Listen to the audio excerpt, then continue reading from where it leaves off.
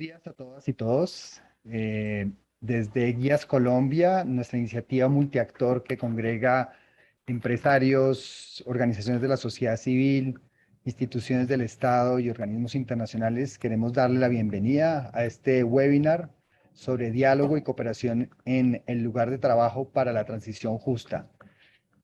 Primero, agradecerles su presencia, disculparnos un poco porque arrancamos un poquito retrasados, pero aquí estamos todos.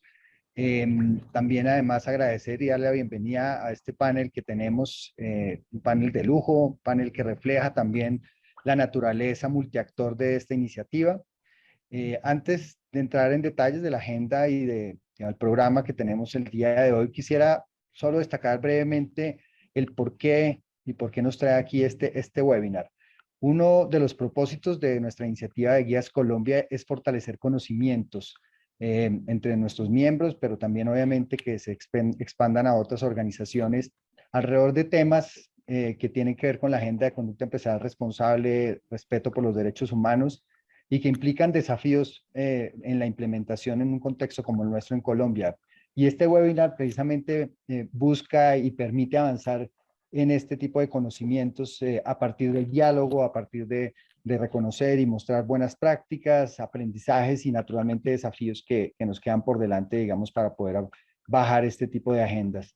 Y por otro lado, pues hemos escogido este tema del diálogo y cooperación alrededor de la transición justa porque es un tema de mucha actualidad, es un tema, digamos, de mucha relevancia para nuestra sociedad en general y en particular para Colombia, todo lo que tiene que ver con el cambio climático y sabemos que precisamente alrededor de este tema es muy relevante poder construir espacios de diálogo, de cooperación entre las partes, entre los trabajadores y las empresas, que permitan precisamente que esta transición que se debe dar a nivel de la sociedad sea una transición justa, inclusiva y que no deje nadie atrás.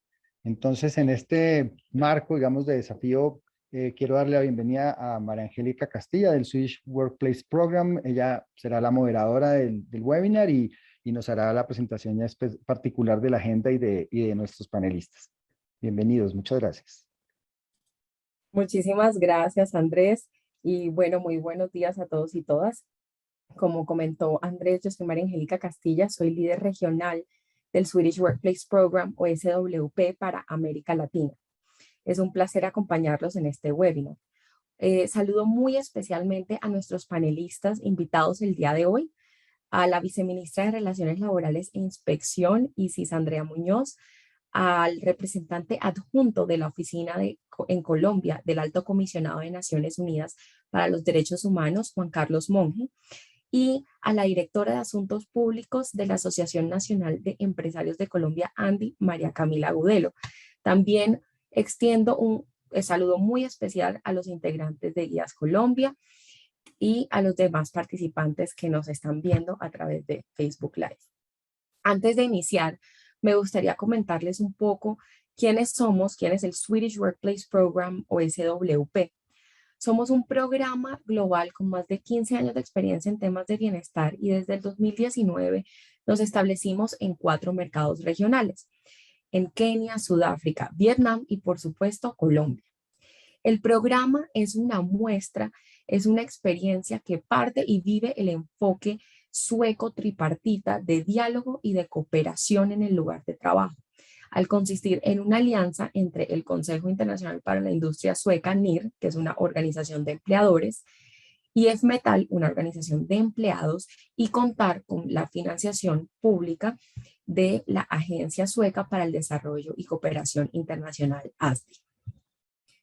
Como organización partimos de la complementación del ámbito productivo y humano y nos enfocamos en trabajar en los lugares de trabajo de las compañías socias para promover el diálogo y la cooperación con el fin de abordar retos y desafíos que impacten tanto el bienestar de los trabajadores como la productividad de las compañías. Para implementar estos procesos de diálogo, trabajamos por medio de comités en el lugar de trabajo donde se encuentren representados tanto gerencia como empleados. Asimismo, la mayor representación de departamentos, niveles de toma de decisión, características demográficas, disciplinas y trasfondos. En fin, entre más diverso, mejor. En estos comités, cada miembro cuenta con un voto y trabajamos por generar acuerdos y generar diálogos que permitan entendimientos comunes de cómo podemos trabajar juntos, cómo podemos generar un plan de acción y generar soluciones que impacten no solo los actuales desarrollos, sino además que preparen a la empresa para futuros retos.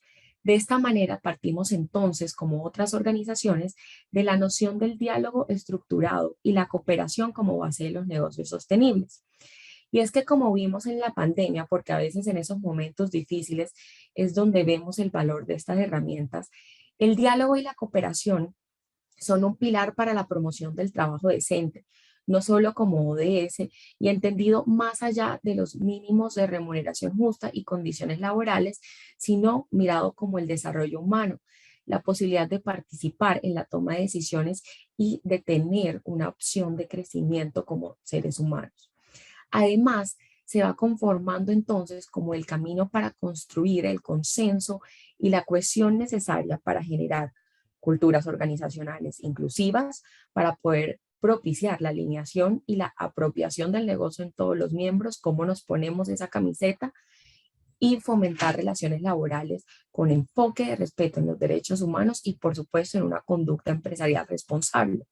Pero no solo en eso, sino también para poder generar culturas de innovación. Como vemos del ejemplo sueco, una población en un país que tiene 0,13% de la población mundial y que no puede competir en materia de mano de obra.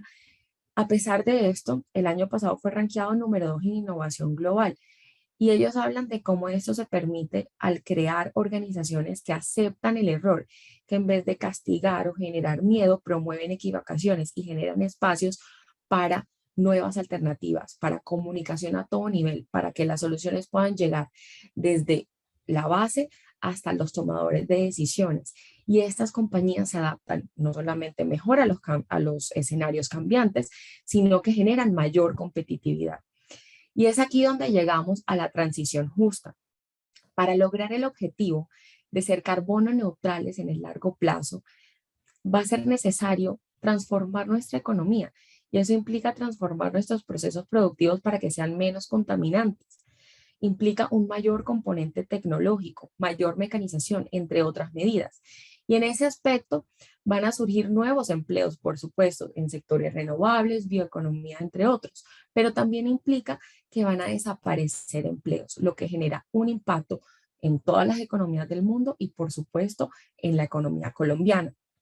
En 2020, la BID y OIT estimaron la creación para América Latina de aproximadamente 15 millones de empleos netos para 2030 solo en descarbonización, de los cuales 22,5 millones serían nuevos, pero 7,5 serían destruidos.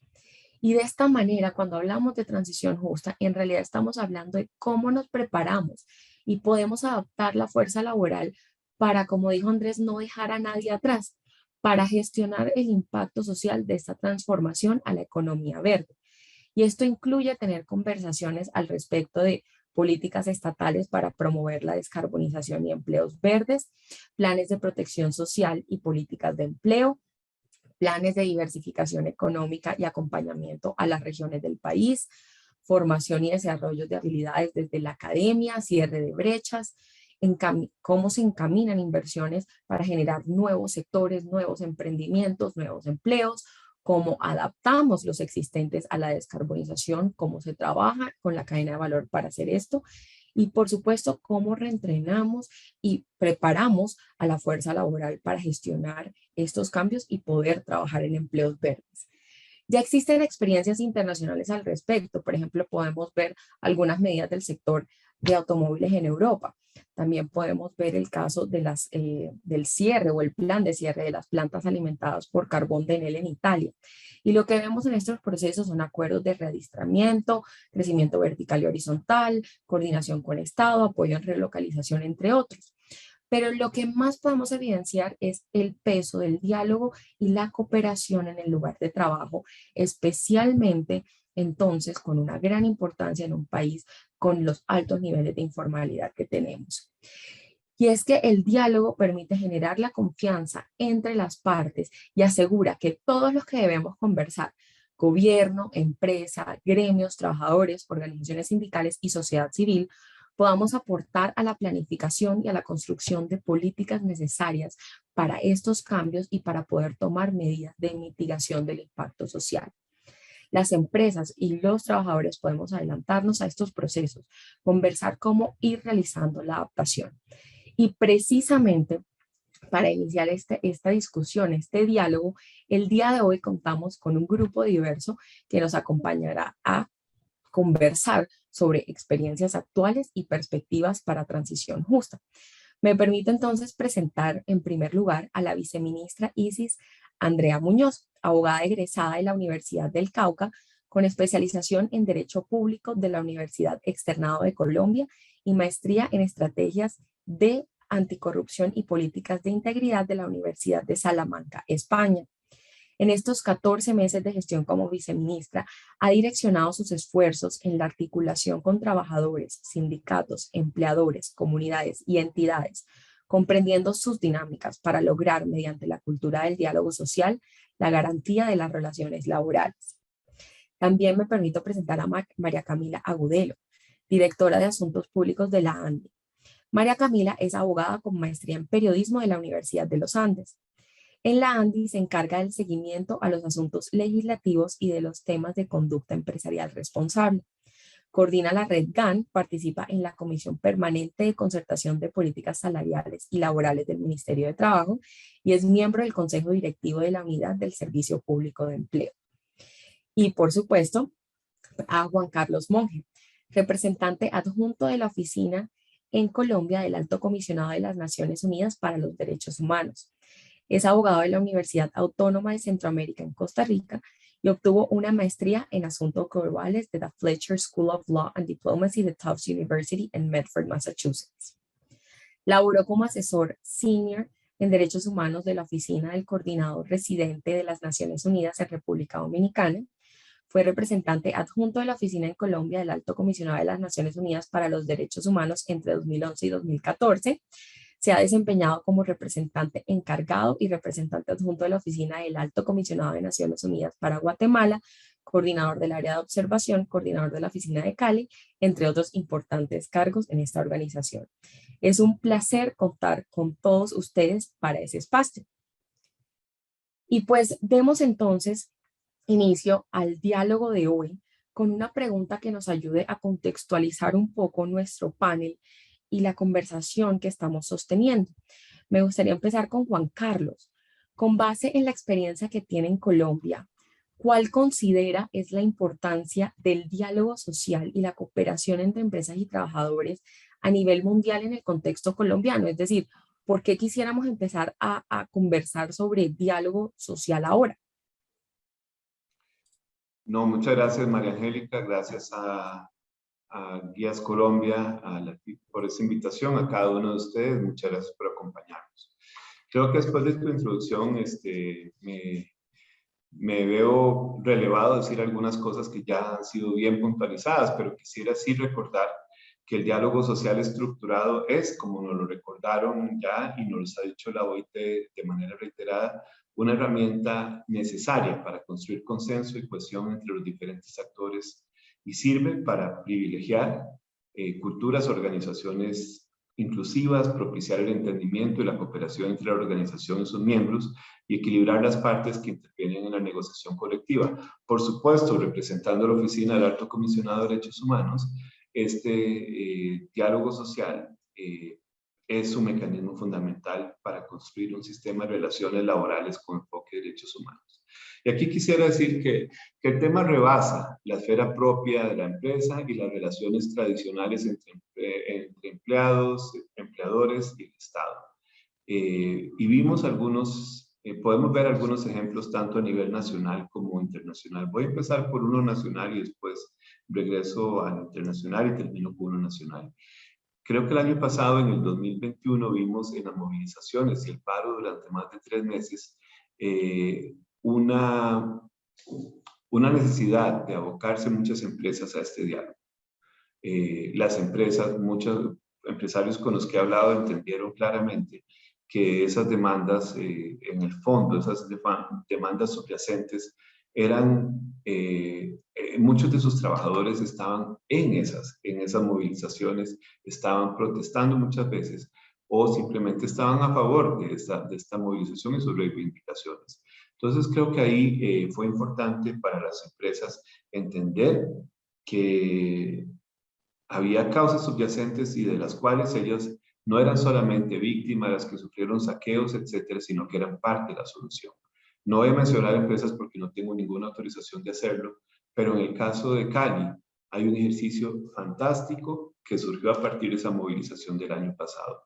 Y es como una empresa muy grande empezó a entender de manera mucho más clara, con cosas que iban mucho más allá de lo que era su papel tradicional, cómo tenía una responsabilidad en parte de ese descontento social, y aunque no lo tuviera directamente, cómo tenía una gran oportunidad de impactar el entorno social en que vivía.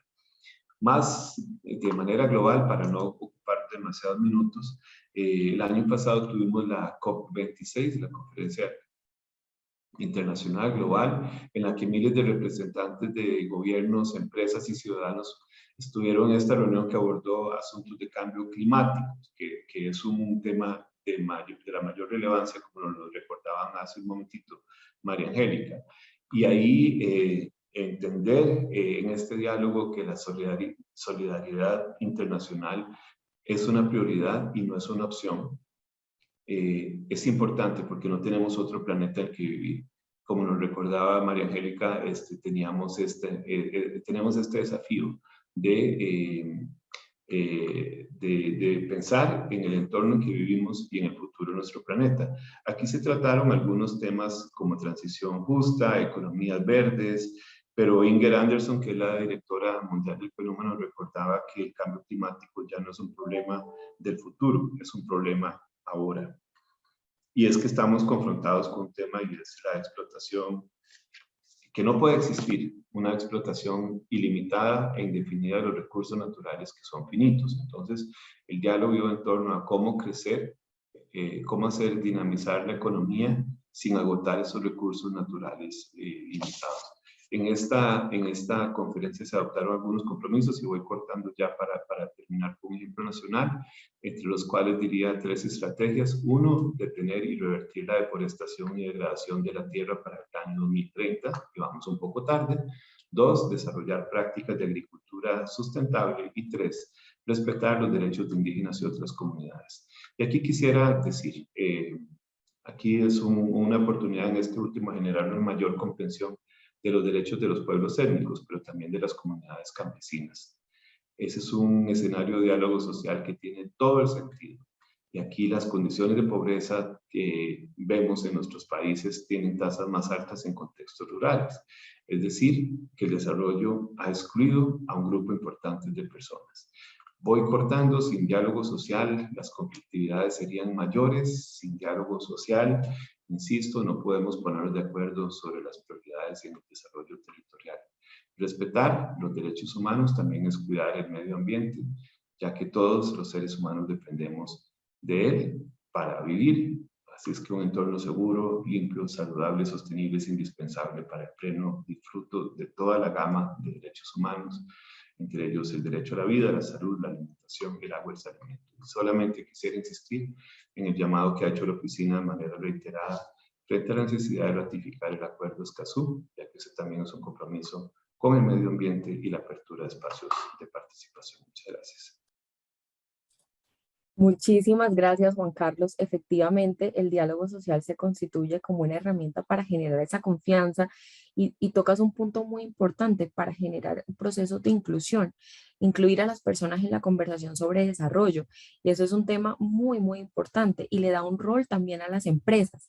Entonces, en este ámbito y al sector privado en general, a los gremios también. Entonces, continuando con María Camila, quien has trabajado en temas de conducta empresarial responsable y has participado en espacios de diálogo tripartita. Cuéntanos qué ejemplos o experiencias de éxito puedes compartirnos del sector privado en materia de diálogo social en el lugar de trabajo, qué metodologías, o qué modelos has evidenciado que se han implementado. Gracias, María Angélica. Bueno, yo quisiera iniciar resaltando algo muy importante que dijo Juan Carlos Monge, y es un concepto que venimos acuñando nosotros en la ANDI, y es el de capitalismo consciente. Mañana que tenemos, digamos, un año después del paro y se van a realizar de nuevo manifestaciones, especialmente en Cali, me parece importante lo que él mencionaba de los procesos que se están dando en que las empresas, que además están cambiando, digamos, esa concepción de que la empresa es solamente generadora de riqueza o generadora de empleo, sino que también tiene una incidencia en el bienestar social, tiene una incidencia en las comunidades de las cuales hace parte o en las cuales tiene una incidencia, digamos, en su trabajo, donde está desarrollando su actividad económica. Entonces, todo esto que también tiene que ver con la conducta empresarial responsable, es importante resaltarlo, porque es un ejemplo de diálogo social. Y es algo que nosotros en la ANDI estamos promoviendo junto a este concepto que les menciono de capitalismo consciente. Bueno, pues por supuesto el diálogo social es una herramienta fundamental para la construcción de país, donde por supuesto a través del tripartismo, que es un concepto que está acuñado desde la Organización Internacional del Trabajo y que por supuesto lo tenemos presente acá en el país, cuando nos sentamos, digamos, acá venimos a hablar del diálogo social en el mundo del trabajo, cuando nos sentamos trabajadores, gobierno y empleadores, lo que queremos hacer es promover el crecimiento, la paz y el bienestar general. Eso es lo que conocemos como tripartismo. Y esto hace parte también, o se liga con dos conceptos muy importantes que son el de trabajo decente y el de empresa sostenible. Acá el reto está en que se formulen políticas que tengan en cuenta tanto las capacidades, digamos, que tiene el país, en las capacidades económicas y las necesidades sociales. Y todo esto se logra a través de una economía nacional competitiva. El concepto de trabajo decente, como les decía, está íntimamente vinculado con el concepto de empresas sostenibles, porque no hay trabajo decente sin empresas sostenibles y no hay empresas sostenibles sin trabajo decente. Es lo mismo que decir, el crecimiento de las empresas, su productividad y su competitividad es una visión que debemos tener todos, digamos, es hacia donde debemos ir todos, porque sin empresa no hay sindicato. Entonces, pues con esto afianzar ese sentido de pertenencia a la institución y trabajar todos por un mismo objetivo. Frente a ejemplos, rápidamente les cuento pues algunos ejemplos o buenas prácticas en materia de diálogo social. El primero, en la Subcomisión de Políticas Laborales y Sociales de Antioquia, recordemos que esta subcomisión se deriva de la Comisión Nacional de Concertación, donde estamos empleadores, trabajadores y gobierno. A partir de esta gran comisión que crea la Constitución del 91, se crean unas subcomisiones en diferentes departamentos. Yo quería traer a colación la subcomisión de Antioquia porque tiene una muy buena práctica en solución de conflictos para evitar procesos administrativos laborales ante el Ministerio del Trabajo. Y lo que ellos hacen son la creación como unas alertas tempranas y generar ese diálogo entre trabajadores y empleadores, evitando precisamente que se llegue a esos procesos administrativos. Otro buen ejemplo que quería compartirles es la CEDCOID, que es una comisión que se generó también, digamos, hace unos años, y lo que hace es una mesa de negociación, digamos, es una especie de escenario de mediación donde las empresas y los sindicatos que tienen algún problema en relación con la libertad sindical y la negociación colectiva, solo esos dos temas, pueden llevar el problema ante esta mesa que tiene una persona independiente, que es la persona que soluciona, digamos, la controversia, y se lleva a cabo esta mesa antes de que ese conflicto se lleve a la OIT, que sería ya la instancia internacional. Eso ha tenido muy buenos resultados. Acá, como les digo, estamos los trabajadores, los empleadores, el gobierno participa, pero como facilitador. Y es una instancia que permite llegar a un acuerdo antes de que se vuelva también un conflicto más grande y llegue a una instancia internacional. Otro punto de buena práctica que quería traerles es la negociación en el sector bananero. No sé si han escuchado mencionar a Augura, que Augura ha trabajado muy fuerte en este tipo de negociaciones después de que en la región de Urabá, en Antioquia, se dio una época de violencia muy... Entonces, este tipo de negociación, que en este caso es por rama, es producto de esa construcción de paz y de diálogo que se dio en esta región de Urabá. y allí se logró unir a los trabajadores y a los empleadores para encontrar soluciones y acuerdos de forma tripartita. Es un proceso muy similar, por ejemplo, al que ha vivido también la caña de azúcar con los ingenios en Cali, donde ellos también traían unos procesos de conflicto con los corteros de caña y después de venir con ese proceso de diálogo social, han logrado muy buenas relaciones con las organizaciones sindicales y han llegado también a muy buenos acuerdos, también con el apoyo de Azucaña.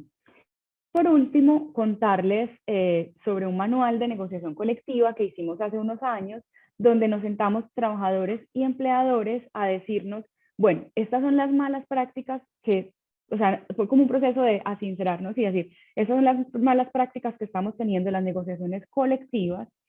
Cada parte dijo cuáles eran esas malas prácticas y con base en eso construimos un manual de buenas prácticas en la negociación colectiva. Esto lo que hace es tejer esa confianza en las relaciones laborales y generar esa confianza que debe ser en doble vía y que hace que se lleve a cabo esos procesos de diálogo social. También quería mencionarles ya para cerrar el Punto Nacional de Contacto, que fue una instancia que creó la OCDE para que Colombia pudiera entrar a la OCDE, pues tuvimos que participar en este Punto Nacional de Contacto. Entonces, esto también es una instancia de negociación y un buen ejemplo de diálogo social. Con eso cerraría. Gracias. Muchísimas gracias, María Camila, por esa multiplicidad de ejemplos. Es muy refrescante ver de qué manera se han trabajado estas temáticas y también enfatizar ese mensaje de cómo el diálogo y la cooperación al fin y al cabo buscan relaciones gana-gana y tienen eso como meta y como objetivo. Y bajo esa línea, el rol que las empresas también juegan y el sector privado juega dentro de esta conversación. Y esto nos lleva como al siguiente tema, y es que cuando hablamos de un entorno conduciente al diálogo, las entidades públicas también juegan un rol muy importante en la promoción de espacios y mecanismos de diálogo. Viceministra, desde su gestión se han adelantado iniciativas para fortalecer las relaciones laborales en el país. Cuéntenos cómo desde las entidades públicas se puede promover el diálogo entre empresas y colaboradores en el lugar de trabajo y cómo podría aportar este diálogo para preparar a estos actores para los trabajos del futuro. Bueno, pues muy buenos días para todos. Muchísimas gracias por esta maravillosa invitación. Siempre es importante conocernos y reconocernos a través del diálogo y por supuesto de la perspectiva que cada uno tiene desde la entidad, desde la empresa, desde cualquier sector. Así que muchísimas gracias y muy pertinente tu pregunta. Pues en realidad el diálogo social, más allá de ser una herramienta o mecanismo que puede componer escenarios para tramitar inconformidades de trabajadores, comunidades y empleadores, el diálogo social, ojo con esto, debe ser una cultura que siempre haga parte del sistema de creencias de cada actor que se encuentre inmerso en una relación sociolaboral, más aún considerando que se viven climas predominantemente conflictivos. No es muy bueno, digamos, decirlo de esta manera, pero es la realidad. Tenemos climas predominantemente conflictivos como métodos para lograr algunos resultados que nos proponemos. Entonces, el primer elemento para promover el diálogo social entre empresas y trabajadores parte de la confianza. Esto es el elemento más importante y fundamental, pues hay que reconocer al otro como el actor válido y capaz para lograr entender las necesidades y tramitar absolutamente todas las soluciones. No siempre accediendo en su totalidad a todas las solicitudes, sino buscando, por supuesto, oportunamente el alcance de nuestra misionalidad o de qué es lo que podemos entregar, ceder o no. Digamos que si bien es un aspecto informal del diálogo, reviste esto entonces de mayor efectividad a la hora de plantearse los elementos que busca como tal el diálogo social. La presencia de las entidades públicas, y es para ahondar más técnicamente en la respuesta que me hiciste, es una garantía de la independencia de los escenarios. En este caso, como Ministerio de Trabajo, participamos de diálogo social en dos vías. La primera, empresas y trabajadores mediante las conciliaciones que ejercen los inspectores del trabajo por inspección, vigilancia y control. Ya saben que tenemos 36 oficinas a lo largo y a lo ancho del país. Estas funciones se encuentran consignadas en la Ley 1610 de 2013 y en negociaciones colectivas o pactos colectivos. La segunda, mediante el diálogo social, que es lo que reviste nuestra función o la función del ministerio, del viceministerio de Relaciones Laborales día a día, es un diálogo social entre comunidades, empresas, autoridades locales, gremios y asociaciones en el marco de la vinculación de mano de obra local. Promovemos entonces el diálogo y también lideramos estos escenarios mediante las subcomisiones departamentales de política salarial y laboral.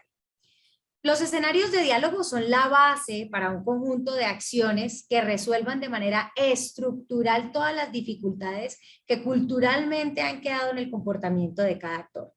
El diálogo se convierte en el canal que permita una confianza y comunicación para llegar a esa construcción colectiva de procesos de reconvención laboral, políticas públicas de empleo no dependientes de procesos extractivos que fortalezcan entonces las capacidades y habilidades laborales de trabajadores y comunicaciones. Esto en prospectiva de una transición energética, empleos verdes y fortalecimiento de otras actividades económicas, que es lo que precisamente estamos trabajando hoy en este panel tan importante. Por ejemplo, hay un caso práctico, este viernes precisamente nos dirigimos a Puerto Triunfo, el municipio de Antioquia, en Magdalena Medio, donde actualmente está operando Ecopetrol. Entonces ahí tenemos unos procesos de vinculación de mano de obra local que han llevado a unir trabajadores, comunidades, asociaciones en el marco de las dificultades laborales por la disminución operativa de la industria. Entonces, mediante el Comité de Política Pública de Empleo, liderado por el Centro de Estudios Regionales de Magdalena Medio, Ecopetrol, y el Ministerio de Trabajo, que aquí es donde de verdad se mete de cabeza la institucionalidad, se han venido entonces promoviendo todos los escenarios con comunidades y empresarios de otras actividades económicas como el turismo, la ganadería, las empresas calcáreas, para crear entonces ferias de empleo, servicios, emprendimientos y todo esto absolutamente dirigido para el fortalecimiento de la empleabilidad municipal. Es bien importante que miremos entonces cómo a partir del diálogo social no solamente llegamos a la resolución de los conflictos, sino que también estamos construyendo en un sector o en varios sectores para definitivamente el fortalecimiento de la sociedad. Por supuesto, este reto no es solo con estas actividades económicas, también es con la misma industria, pues para mejorar todos sus procesos internos. Entonces es bien importante que también todos los sectores tengan en cuenta que la presencia de la entidad pública como institucionalidad garante de la imparcialidad de diálogo es bien importante. Entonces hoy por eso también reitero que el Ministerio del Trabajo está siempre pendiente de todas las solicitudes que puedan hacer desde cualquier sector o desde cualquier empresa para precisamente eso, garantizar que los diálogos sean constructivos y se desarrollen en absoluta normalidad. Muchísimas gracias, viceministra, por esa respuesta. Efectivamente, como usted comenta, el Estado juega un rol muy importante, el Ministerio juega un rol muy importante para generar estos ambientes conducentes y esa imparcialidad para el diálogo, al igual que promover distintas instancias. Y efectivamente, como escuchamos de todos los panelistas, este diálogo y esta cooperación se vuelve vital para enfrentar diferentes retos de la economía y de hecho este tema de la transición justa no es tan lejana como la estamos viendo, ya hay disminuciones operativas en ciertas zonas, ya hay diálogos que se están adelantando para estos puestos y precisamente bajo estas experiencias que nos han comentado el día de hoy, podemos también entender en esa realidad donde hay una conflictividad, como usted plantea, y es que dentro de las relaciones laborales también hay conflictos y eso es un esquema natural que se puede establecer en cualquier país. Podemos también sacar un poco sobre desafíos y aprendizajes. Entonces, viceministra, me encantaría empezar de nuevo con usted ahora y preguntarle cuáles han sido esos desafíos y esos factores de éxito para esos diálogos que usted ha visto, que se han visto desde el ministerio, qué temas específicos han colaborado y cuáles instancias ha visto han sido más efectivas en los procesos de diálogo. Bueno, pues a partir de todas las experiencias que hemos vivido en temas de diálogo social, aquí podríamos entonces dar cátedra, mi querida María Angélica, si quieres de unos 3 días, pero bueno, tú me estás preguntando por algo muy puntual y en este caso en realidad, bueno, tenemos 3 desafíos del diálogo social, muy puntuales. El primero, reducir los niveles de desconfianza, muy a propósito de lo que les dije ahorita respondiendo a la primera pregunta, que se escala entre los actores sociales. La desconfianza es quizá el indicador de procesos previos y acuerdos incumplidos. Es el indicador más alto. Entonces, la mejor estrategia son los acuerdos racionales y procesos de mediación y seguimiento conjunto, que nos sintamos iguales en una mesa de diálogo y que cada actor, por supuesto, respete las condiciones del otro, de ese otro actor que se encuentra en la mesa negociando. Segundo, la fragmentación de grupos de interés. Digamos que promover acciones que pretenden el fortalecimiento de los actores de los sectores que representan los gremios, los trabajadores. La fragmentación es un paso previo a la perdón, no puedo decir bien la palabra, a que no exista, digamos, institucionalidad. El valor de la representatividad es un principio fundamental de esta negociación colectiva. Entonces, la representatividad es la guía para tomar decisiones y posiciones en la diferencia y que permite, por supuesto, interlocuciones y acuerdos sostenibles. Merece la pena, digamos, decirlo aquí en este espacio, que adelantamos un análisis de un proceso modificatorio del decreto 089 relativo a la unidad de pliego de sector privado. Creo que ustedes ya se han dado cuenta por estos días cómo ha estado de movida esta noticia. Sobre lo que dijo el ministro del Trabajo a partir de la modificación del decreto 089, pero precisamente lo que necesitamos y lo que queremos lograr también para el sector es que se fortalezca el diálogo social, la negociación colectiva, pero que también en unanimidad de pliego. Y lo tercero, evidenciar las ventajas significativas entre los modelos de resolución de conflictos y los modelos de solución jurisdiccional. Considerar entonces el contraste de los modelos que resuelvan los conflictos para la revisión formal de posiciones y pruebas con costos corporativos, legales, en el tiempo y financieros respecto del modelo de la mediación y el acuerdo. Entonces, ante esto, el fortalecimiento normativo y administrativo de la mediación en Colombia es un desafío central. Entonces, en el marco del seguimiento, algunos compromisos del acuerdo comercial con Canadá y con los Estados Unidos también, adelantamos un proceso de análisis con la Universidad de Ottawa de Canadá. Es un análisis de un proceso tripartito sobre instancias de mediación y arbitramiento por vía del diálogo y la concertación. Es muy importante que nosotros tengamos vías administrativas y vías jurídicas bien delimitadas en el marco legal y constitucional para que de verdad podamos adelantar un proceso de negociación que sea eficiente y eficaz.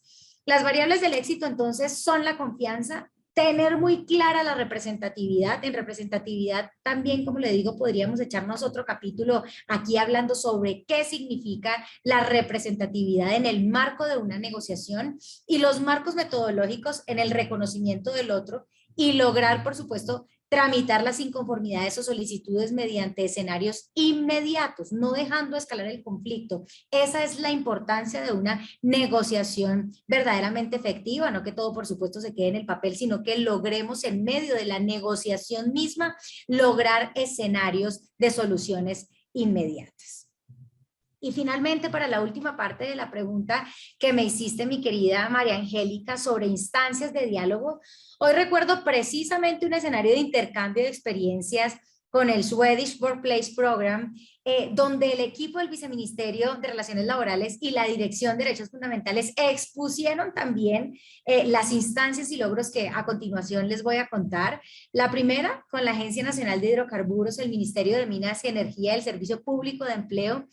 Es bien importante que se tenga en cuenta esto. Se han logrado más de 610 escenarios de diálogo donde se ha comprendido la realidad de los territorios de exploración de hidrocarburos, entre los cuales se resaltan, por supuesto, el liderazgo que tuvo esta cartera ministerial en el restablecimiento de varios problemas o dificultades de orden público que se han tenido en este sector, las garantías laborales de los conflictos y la viabilidad operativa de la industria en algunos territorios, por mencionar algunos. En Bolívar, Santander, logramos, digamos, neutralizar 110 días de conflicto. En Cantagallo, un mes completo. En Villavieja también un mes, en Ortega 3 meses. Y así hemos recorrido casa a casa la ruralidad de 16 municipios. Era algo muy importante que yo también les decía al equipo de trabajo desde el principio. Esto se logra ajustándonos a las realidades, visitando las comunidades, yendo casa por casa, como les decía yo, hombro por hombro, y lograr desde la institucionalidad evidenciar la realidad.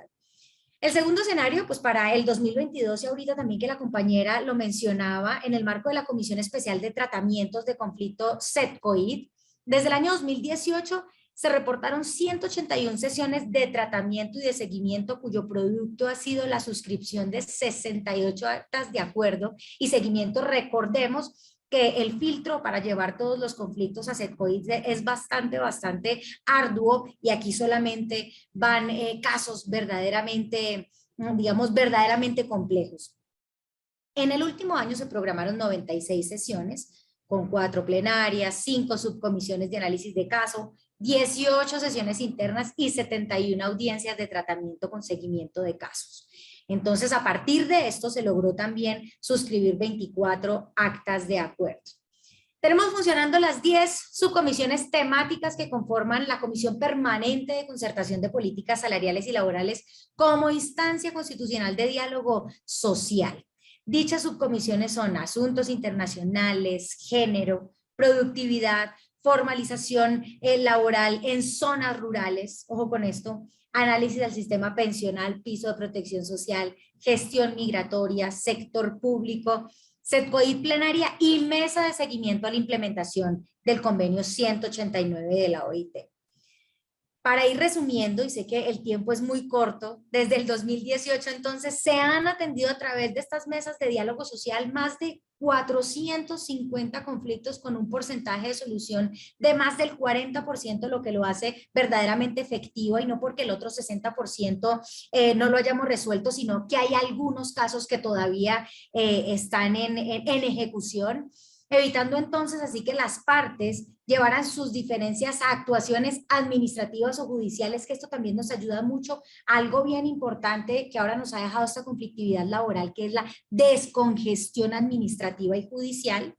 También se han sensibilizado más de 45.000 personas de diferentes grupos sociales del país, como organizaciones sindicales, comunidad, sectores de la economía, cooperativas, trabajadores dependientes, en negociación colectiva, porque para sentarse a negociar debemos ser responsables también con nuestro propio conocimiento y saber de qué por lo menos se trata una negociación colectiva, política pública para la prevención y erradicación de trabajo infantil y protección integral de adolescente trabajador para el año 2017 y 2027. Muy importante, y por último también mencionar una instancia de éxito rotundo, el incremento de salario por consenso absoluto en la negociación del 2021 para la vigencia de 2022 de 10.7, que ustedes lo saben muy bien, consolidando un incremento acumulado en 4 años del 11.6 por encima de la vigencia de 2010-2018 situada en 11.3, sin dejar de mencionar, por supuesto, al consenso también que se logró para el servicio público el año pasado en el Acuerdo Nacional Estatal. Muchísimas gracias, viceministra. Como usted dice, podemos durar todo el día conversando sobre estos temas y continuar esta conversación. Y gracias por esos puntos, esos detalles sobre esos factores, esos retos y esas instancias que han funcionado. Y eso nos queda perfecto para, precisamente para consultarle a Jorge, qué recomendaciones desde su perspectiva podemos tener para los actores sociales para poder implementar procesos de diálogo en materia de transición justa. ¿Qué ejemplos concretos o tips podemos darle para que puedan iniciar esta conversación?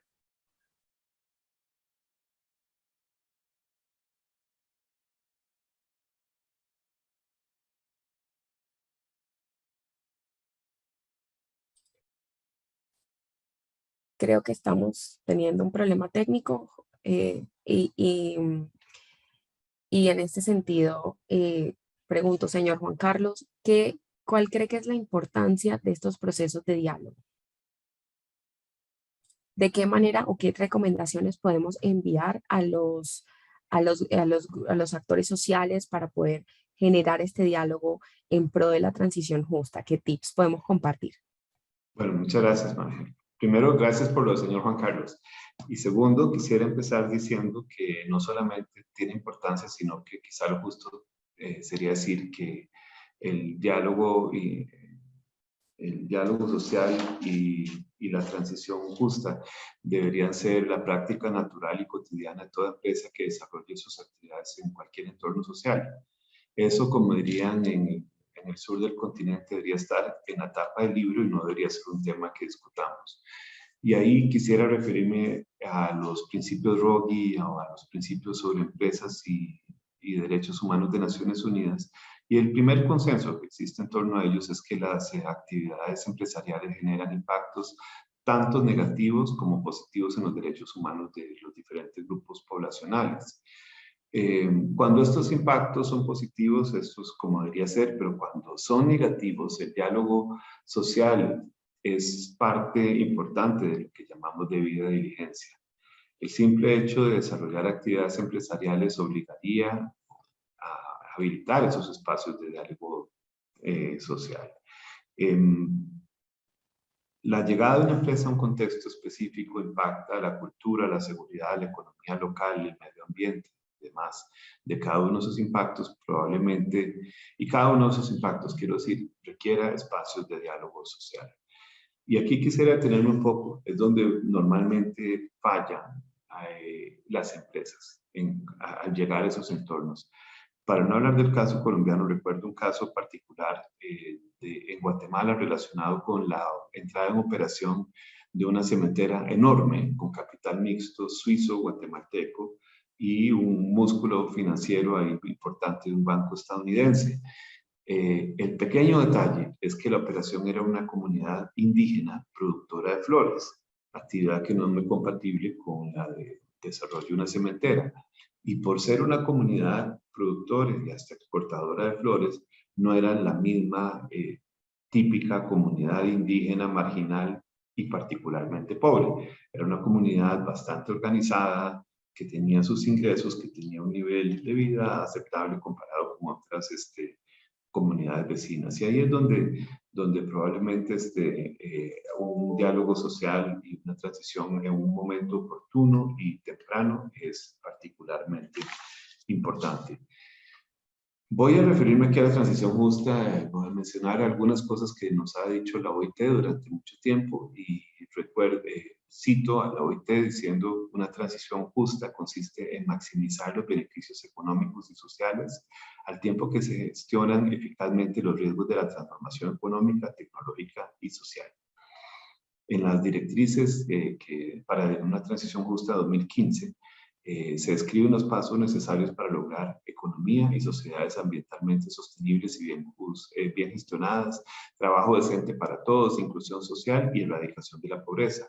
En esta declaración, los países firmantes se comprometieron a promover el diálogo social y el compromiso entre los gobiernos, los representantes de los empleadores y de los trabajadores y otros grupos afectados por la transición a las economías verdes. Y para ir cerrando, esa transición hacia economías más verdes requiere identificar los impactos en derechos humanos en diferentes grupos poblacionales y poder así gestionar de manera más democrática y horizontal esos cambios. Otra vez, la OIT nos recuerda que una transición justa de la fuerza laboral y la creación de trabajo decente y empleos de calidad en conformidad con las prioridades definidas a nivel nacional fue reconocida como una consideración importante para la acción climática y también fue incorporada en el proyecto de acuerdo sobre el clima discutido en la COP21. Esta declaración o este proyecto de acuerdo tenía varios objetivos, algunos de ellos que mencionaré nada más para cerrar. El desarrollo de políticas en materia de protección social para aumentar la resiliencia y defender a los trabajadores de los efectos negativos del cambio climático, la reestructuración económica y políticas activas de mercado laboral que persigan la creación de empleo, limiten la pérdida de puestos de trabajo y garanticen que los ajustes relacionados con las políticas ecológicas sean bien administrados. Y para no mencionar cada uno de esos compromisos o esos objetivos, quisiera solamente hacer un llamado para que no olvidemos a las personas trabajadoras del campo, que hoy por hoy tienen menores niveles de seguridad laboral, altos niveles de informalidad, así como niveles superiores de pobreza, si vemos los mapas de pobreza en Colombia. Así es que el llamado es a que fortalezcamos políticas de protección laboral, aprovechando que está la señora viceministra presente, para campesinos y campesinas que son trabajadores de la ruralidad. Muchas gracias. Muchísimas gracias, Juan Carlos. Efectivamente, hay un punto muy importante y es el rol que puede jugar el diálogo social en los procesos de debida diligencia, ¿no? Y en los procesos de inclusión y de poder entender de qué manera cerrar brechas entre ciudad-campo y entre, digamos, los distintos niveles de desarrollo y las necesidades de formalización que tenemos. Y esos son temas muy importantes que todavía tenemos en el día de hoy y que obviamente van a adquirir cada vez más importancia a medida que conversamos de una transición justa y que conversamos de nuevos tipos de transformaciones en nuestras economías. Y efectivamente, pues esto nos lleva a nuestra siguiente pregunta, María Camila. Con base en su experiencia, cuéntanos, ¿cuáles son esos desafíos y oportunidades para iniciar o para continuar los procesos de diálogo para la transición justa? Gracias, María Angélica. Bueno, el tema de transición justa es algo que se viene trabajando en el mundo y es un concepto que estamos casi que empezando como a materializar. El tema de transición justa está ligada, por supuesto, a otro tema que es el de transición energética, y es como cada vez vamos dejando atrás el carbono o energías que no son tan limpias por otras que son más limpias, y cómo logramos que las empresas cada vez reduzcan más sus emisiones de carbono, casi que llegar a carbono neutro en unos años. Digamos que esto ha cambiado un poco con lo que está pasando en Ucrania, porque estamos viendo que todavía es muy difícil ligarse de este tipo de economía. Sin embargo, sí hay una presión muy grande y un compromiso muy fuerte de las empresas para empezar a cambiar, digamos, su forma de trabajo por energías más limpias. ¿Qué ocurre con esto? Esto produce una pérdida de puestos de trabajo porque hay trabajos que están ligados, digamos, al carbono. Por ejemplo, algunas empresas mineras. Voy a poner un ejemplo concreto y es, por ejemplo, en el caso de Cerrejón en La Guajira. Cerrejón tiene aproximadamente unos 11.000 trabajadores que lo que saben hacer es explotar este tipo de minería en la región. Pero ¿qué va a ocurrir cuando la empresa Cerrejón ya se vaya del departamento de La Guajira y no decida, digamos, explotar más este tipo de negocio? ¿Qué va a pasar con esos 11.000 puestos de trabajo que tendrán de pronto que reconvertirse o son personas que tendrán que capacitarse de nuevo en una industria completamente distinta? Entonces, esta es una preocupación que tenemos como país y que será objeto de discusión en los gobiernos siguientes. Otro punto importante es reconocer que el mundo cambió y que cada vez se necesitan nuevos puestos de trabajo completamente diferentes a los que tenemos ahora. Entonces está la importancia de la formación a lo largo de la vida, que es algo que nosotros también venimos hablando mucho con las centrales sindicales, cómo hacemos para impulsar los temas de formación, cómo hacemos para que el tema, por ejemplo, de formación en el lugar de trabajo, no solo formación académica o universitaria, sino, por ejemplo, los tipos de formaciones de educación terciaria, las carreras técnicas, tecnológicas, sean cada vez más atractivas para los jóvenes, porque son, digamos, las necesidades que está requiriendo el sector empresarial en el mundo, no solo en Colombia. Y acá vemos que un joven sale del colegio y quiere irse a estudiar a una universidad o tener una educación superior, pero ¿cómo hacemos para generarles esa inquietud y para impulsarlos a que estudien una carrera técnica o tecnológica que cada vez es más importante y es más requerida en el mundo laboral actual? Entonces vemos que acá hay muchas oportunidades laborales en otras áreas completamente diferentes que se están generando, por ejemplo, en temas de tecnología. Con la pandemia, los puestos de trabajo más buscados de las empresas son en temas de tecnología, trabajos verdes o todos los temas relacionados con la economía circular. Entonces, para esto, un tema muy importante en ese diálogo social, en lo que podamos trabajar con el gobierno y con las centrales sindicales, son esos procesos de capacitación, de formación y de reconversión laboral. Muchísimas gracias, María Camila, muy concreta y muy explicativa sobre los temas que se pueden trabajar y de qué manera podemos inspirar a las generaciones que vienen para ir generando interés en otros ámbitos. Y tenemos, de hecho, pues bueno, les queremos agradecer, viceministra Juan Carlos y María Camila, por esas perspectivas frente a la importancia del diálogo social, tanto actualmente para los procesos de transición justa y el manejo y las medidas de gestión de cambio climático. Voy a compartirles una pregunta que hicieron nuestros participantes a través del chat de Facebook Live y nos preguntan, frente a las intervenciones que hemos tenido, ¿cómo podemos restablecer la confianza entre empresas y sindicatos a través del diálogo social? Si les parece, hablemos todos, podemos participar 2 minuticos, cuáles son sus perspectivas. Juan Carlos, empezamos con usted. Muchas gracias. Creo que tal vez si decía al principio de la intervención anterior que esta debería ser la normalidad del diálogo social. Entonces yo creo que cuando ya decimos restablecer, estamos asumiendo que se rompe esa posibilidad de diálogo. Simplemente insistir en lo que dije en 10 segundos es importante, que esa sea una práctica habitual, normal, que esté, como decía, en la tapa del libro, que sea parte del entendimiento y el relacionamiento entre los trabajadores, los empleadores y su entorno comunitario. Muchísimas gracias, Juan Carlos. Práctica y constancia como factores que podemos promover para mantener la confianza.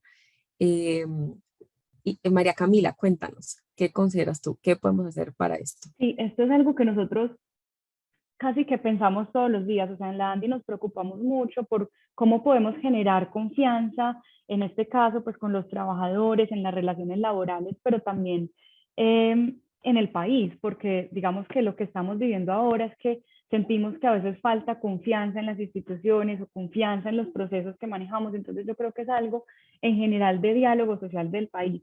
Pero hablando ya propiamente en el escenario laboral, yo creo que para generar confianza es necesario precisamente asincerarnos un poco y decir como, pues tener una relación más directa y más honesta con el otro, porque todos estamos buscando cosas distintas. Cuando estamos en el ámbito laboral, pues el trabajador está buscando tener un trabajo decente y que se le cumplan con todos sus derechos y pues con todas digamos, las estipulaciones en materia laboral, etcétera.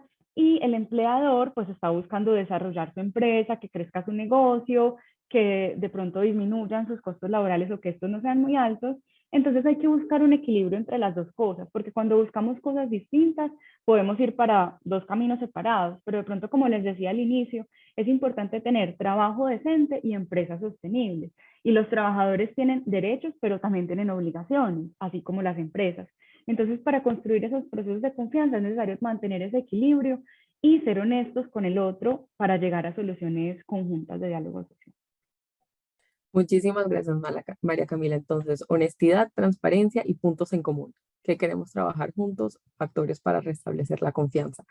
Y finalmente, viceministra, cuéntenos, ¿qué piensa usted o cómo podríamos abordar esta duda? ¿Cómo se puede establecer confianza entre empresas y trabajadores?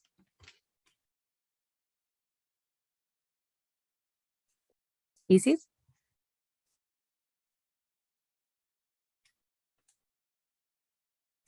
Bueno, creo que estamos teniendo un pequeño problema de conexión con la viceministra, pero básicamente nos han comentado aquí Juan Carlos y María Camila de qué manera se puede trabajar por esa confianza en el diálogo. Y ya con esta respuesta y con estos insumos del día de hoy, hemos podido ver de qué manera el diálogo social se constituye en una forma de generación de oportunidades, de conversaciones al respecto de retos importantes que enfrentamos en la actualidad y que vamos a enfrentar.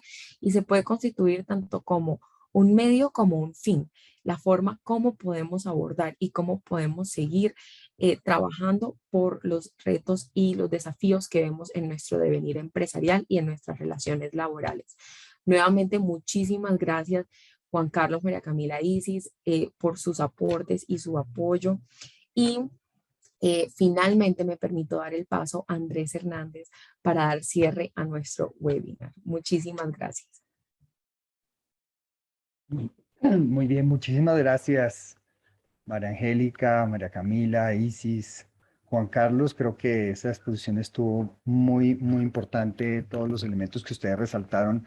Solamente para cerrar, esperamos que este webinar haya contribuido pues, con este propósito de mostrar el diálogo en general y en particular el diálogo social y la cooperación en el lugar de trabajo como mecanismos fundamentales, ¿no? Para lograr ese desarrollo sostenible que todos aspiramos, no solo, digamos, para construir una buena relación entre las partes, construir relaciones de confianza, como ustedes también mencionaron, la importancia que es esto, promover, digamos, el ejercicio de los derechos, en particular, naturalmente, los derechos laborales, que vayan más allá y que se desarrolle y consolide también una cultura de respeto y de escucha que reconozca, digamos, en estas diferentes partes un valor, ¿no es cierto? Para precisamente poder avanzar también desde esa diferencia, pero desde de ese valor que tenemos cada uno de nosotros en las relaciones.